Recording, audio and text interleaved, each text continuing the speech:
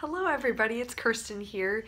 Thank you so much to those of you who watched my last video about me starting a Patreon account and also with a little footage of me dancing. I really appreciate your outpouring of support and just your kindness. So also before we get started, if you're new to my channel, welcome. And if you've also been watching a while and you really enjoy my content, please be sure to check out my Patreon account if you are considering supporting me monthly so I could pour more of my efforts into this YouTube channel and hopefully share more of my experiences with you. So what I'm going to talk about today is something that just popped up in my head during class this morning, hence why my hair is a little sweaty and I'm in my ballet getup right now. But anyway, so I just thought it would be a really great idea to discuss with you my tips on how to get noticed at a summer program, especially considering that we're in the time of year where a lot of you older dancers, older as in past the teenage years, you're looking for some sort of position with a professional company. A lot of you have already done your auditions for companies, and maybe all you have is options to go to a summer program where you are going to audition a little bit further for this job that you're looking to get. I did this last summer at 2 summer programs. I went to Oklahoma City Ballet and Atlanta Ballet, so I know that this can be tough. So I just wanted to give you my tips, and also this is definitely applicable for those of you who are teenagers and you're going to summer programs just for the experience and to learn and to improve. I think everybody has the desire to, well, if they're really there for the right reasons, to do well and get noticed for their hard work. Sorry, Alice just hit my tripod. Alice, get over here. Here. I'll have her say hi. It's Alice! Eee. Okay, so she's probably gonna, oh no, she's in a good mood today. But anyway, so yeah, I'm sure all of you could use a couple tips on how to get the most out of your summer program experience and present yourself to the best of your abilities so that you get good results, whatever results you're looking for. So my first tip is to show your hard work, but most importantly, show that you are engaged. And what I mean by engaged is that you are enthusiastic to be there, you are paying attention, you are putting all of your thoughts and intentions behind your movement and your hard work. You're not just working hard to burn calories and sweat and just to do it, but you are smart and you're intentional. And for instance, this one way this shows a lot is just during simple class. During the morning when you're in technique class and you're taking bar. You could tell that there are some dancers who are just thinking about themselves, or they're not really thinking at all. They're just there going through the motions. Then there are some that really focus and look at the teacher when they're showing a combination, ask questions when something's not clear, and it usually shows most in their artistry. Like they are really comfortable with all the combinations because they know them and they learn them and they were paying attention when they're being shown, and so they let their artistry shine. That really stands out, especially in a setting where everyone is at the student level. That really shines because a lot of dancers seem to wait until they're professional to really show artistry, but that's not really how it works. You have to start early. So I hope that makes sense. Just show that you are fully immersed in what's going on and you're enthusiastic to be there and you're paying attention. Along with that, it is important to know all of the combinations to the best of your abilities. Obviously, you're not going to be perfect all of the time, but that goes hand in hand with being engaged and being a student that is really pleasant to work with. Is if you're paying attention and you show that you've got the smarts as well as the physical ability to dance. That's something that actually you'd be surprised how much that stands out.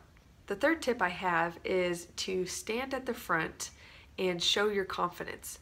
Now, I'm not saying to push everyone else out of the way and seem self-absorbed and arrogant and disregard your classmates. You definitely need to show respect in switching lines and giving your peers space to dance. Like, there are a lot of people who actually want to stand at the front, but usually the most pushy and sometimes the people that you don't really want to work with, those are the ones who find themselves front and center.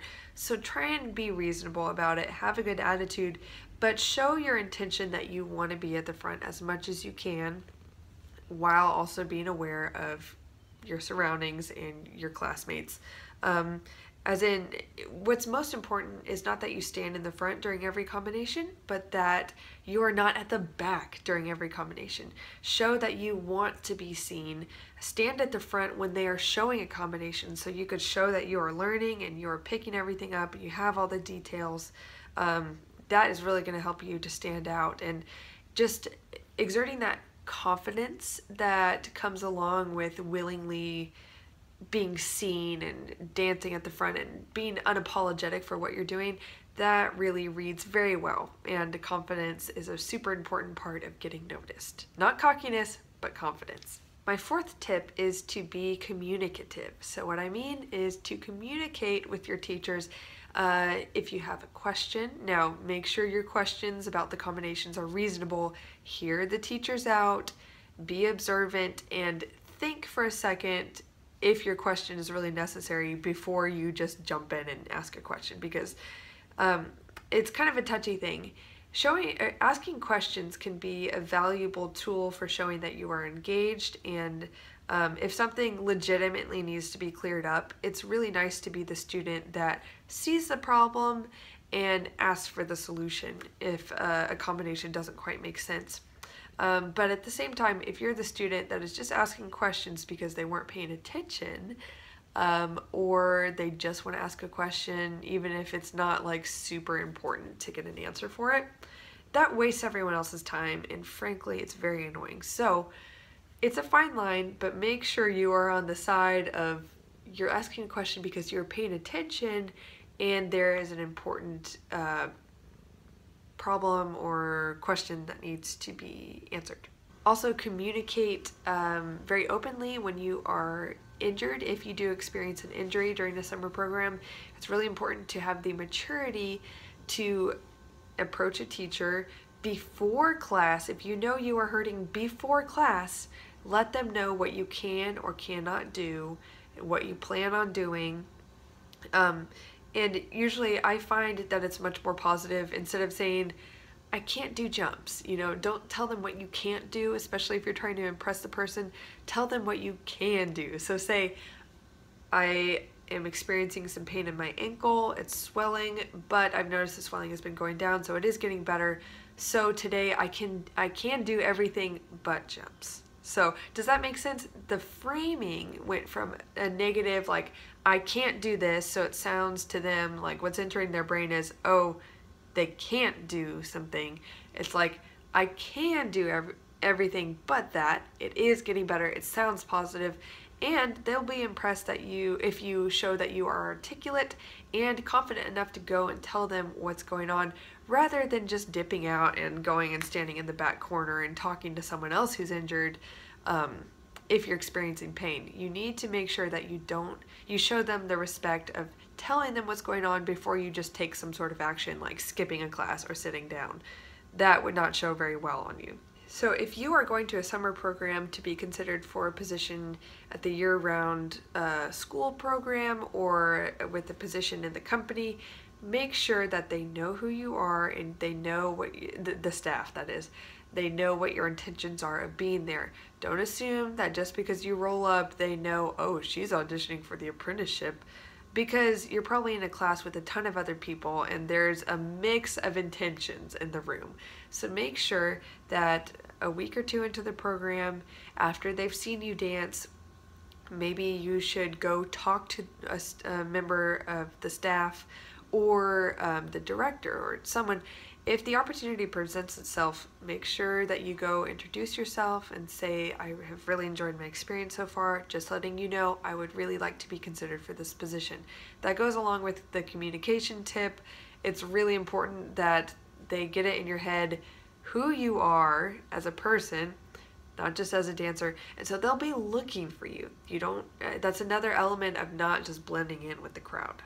My second to last tip is to immediately apply corrections. When a teacher gives you a correction in class, or especially just a general group correction, don't just nod your head and stand there. Try it out.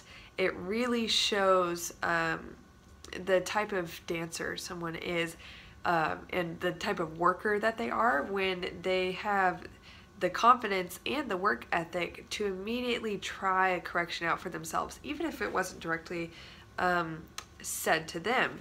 It's really a positive thing that will get you noticed in a good way. My last tip is to, of course, show your technique and work on that, but more importantly, show what makes you different and what makes you you, and that is pretty much always artistry. So even as a student or in a setting for students, even as you approach the professional level, it's very, very important to express yourself in class, show that you're having fun, show that you're making special artistic decisions with your upper body, with the music. I mean, usually there's a way to take a combination that was shown to you and not distort it, but add your own little spice to it.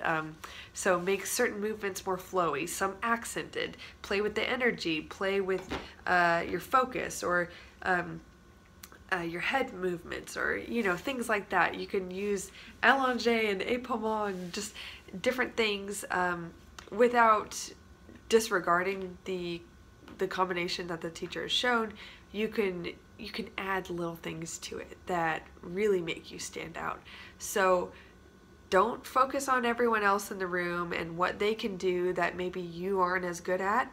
That's a huge waste of time and energy. Focus on what you can give, and that will really help you to stand out in a positive way. So those are all my tips for today. I really hope that this helps you guys.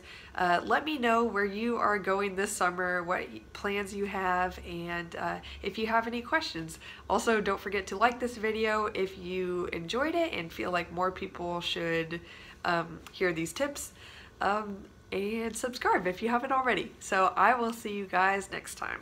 Bye.